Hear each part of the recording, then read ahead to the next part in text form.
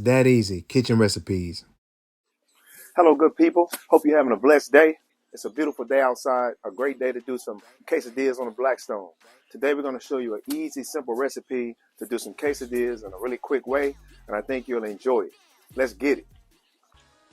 Items needed for this cook. You're going to need Mexican shredded 4-cheese blend, 1 red onion, a couple of red and green bell peppers, Lowry's marinade, both steak and chop, and garlic and herb, Cavender's Greek seasoning, about 1.5 pounds of chicken breast, 2 thin cut ribeye steaks, and don't forget your tortilla shells. Let's get it. Let's get those bell peppers and onions medium chopped.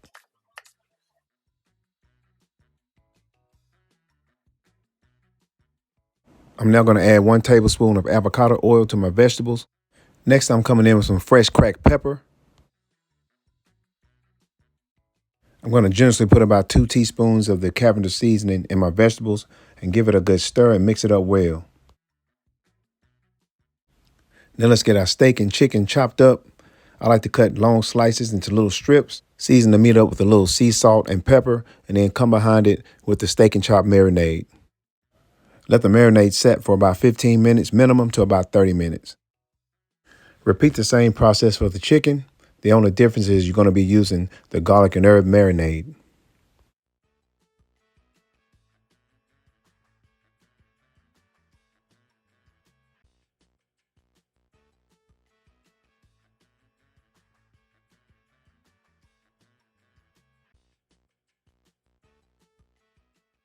I'm using an adjustable cutting board container to store my items in, and it makes it easy to transport this to the Blackstone. All right, the first thing I want to do is get my oil down, get those vegetables going.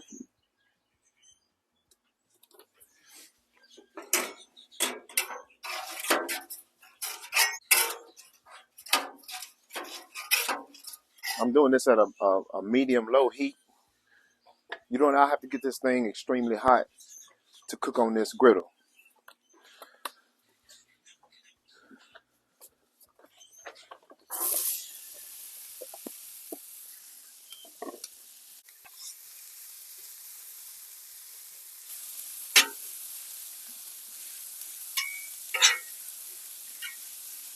I like to cook these down and get them really soft.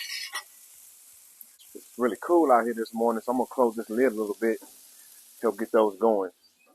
And it's not recommended that you keep that lid closed for periods of 10 minutes or longer. This will just be for a couple of minutes.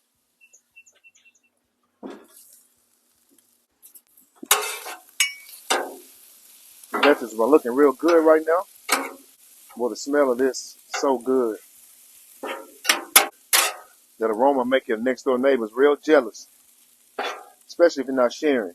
I like getting those vegetables really soft for my quesadillas.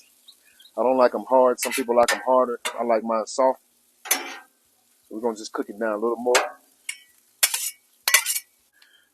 And if you don't have a infrared thermometer, I suggest you get one. This is a really big deal to help you cook. It'll give you the temperature of your griddle all the way across the board. See here in the center, we got about 400 degrees. Over here to the far right where there's nothing, it's about 430, 440. So it lets you know where your hot spots are on your griddle. And I highly suggest you get one of these if you want to really master cooking on this flat top. This is where I like to come in and add a little bit of minced garlic. It adds to the flavor of that those vegetables. I can get it out. Just put about a tablespoon or 2. Come in with a little more of that Cavender seasoning. Season those vegetables up. They're starting to get nice and sauteed, as you can see. The brown texture and the softness of them. Once I get these vegetables down to the level that I like, I just push them to the corner and I go ahead and add my meat. It doesn't take that long to cook the chicken or steak. That's why we're waiting to put it on. Now that we got that going pretty good, we're going to add the steak and chicken.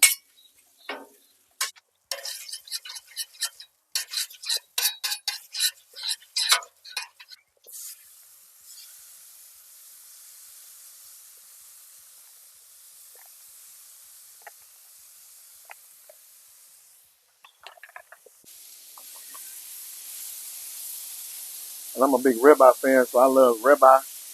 So this is a chopped up ribeye. Some people use flank steak or whatever you want to use. I like ribeye, so I chop up ribeye to do my fajitas.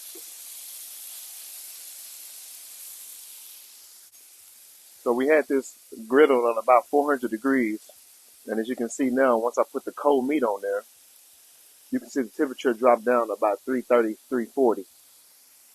Like I said, this is why it's key to get one of these to learn how to adjust the temperatures when you're cooking.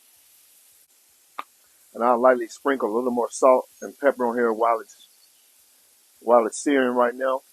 Help lock in some of that flavor.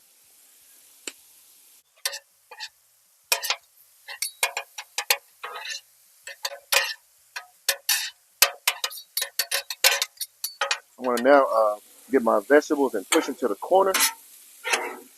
That's gonna keep them nice and soft and hot. I don't have to worry about them scorching. Chicken is almost done.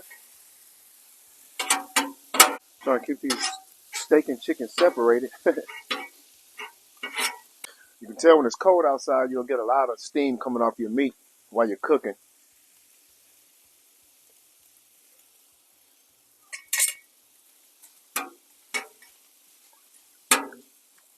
Always do yourself a favor. Take a little strip of your meat and test it, especially when you use this marinade.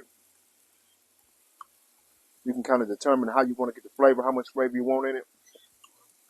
I'm going to add a little more salt and a little more pepper.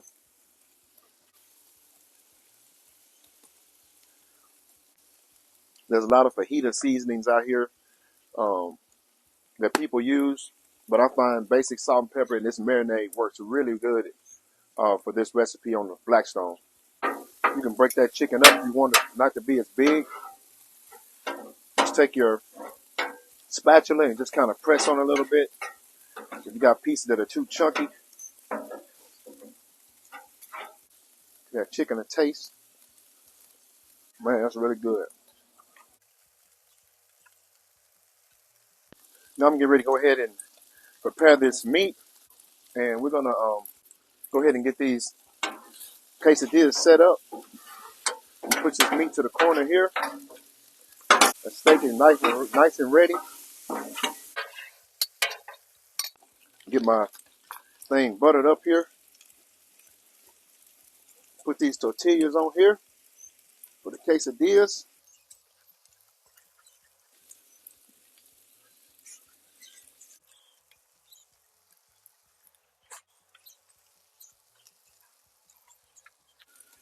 I'm gonna add cheese.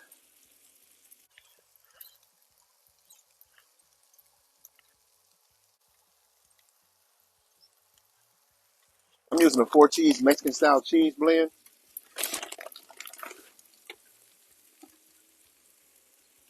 You can use whatever cheese you like.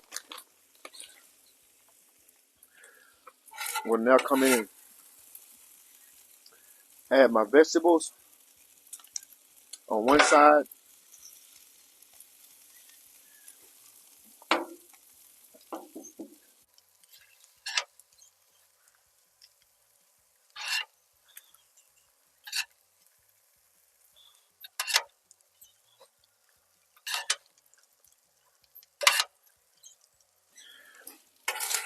I'll make one chicken, one steak, and then I'll do a mix on the other. Hope we got any left over.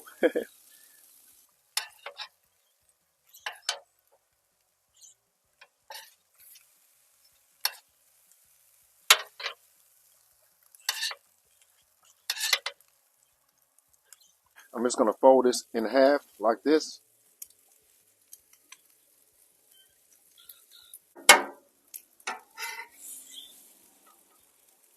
Just give it a nice fold.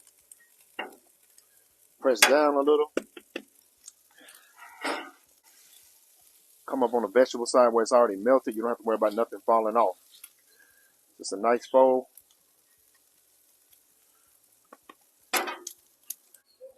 That's what you want to see right there.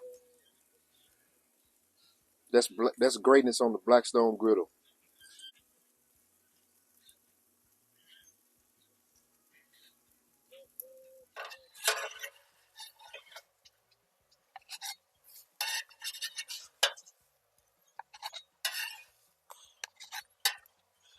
There you have it, ladies and gentlemen.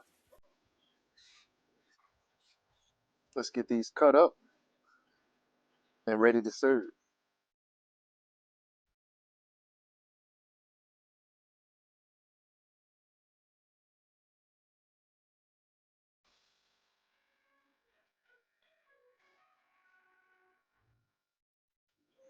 Well, that does it, ladies and gentlemen. I hope you enjoyed that recipe. I like to call it the Quesadilla since it's that easy. I hope you're able to do this at a social gathering that you have for your family. And this is a very simple recipe to cook on the Blackstone. There's tons and tons of videos out there. I hope you take time to check this one out. Let me know what you think. Leave a comment in the comment section. Like and subscribe if you haven't already to keep up with the latest and greatest videos from That Easy Kitchen Recipes. Hope to see you soon. Thanks for watching. And until next time, It's it's that that easy. easy. Kitchen recipes.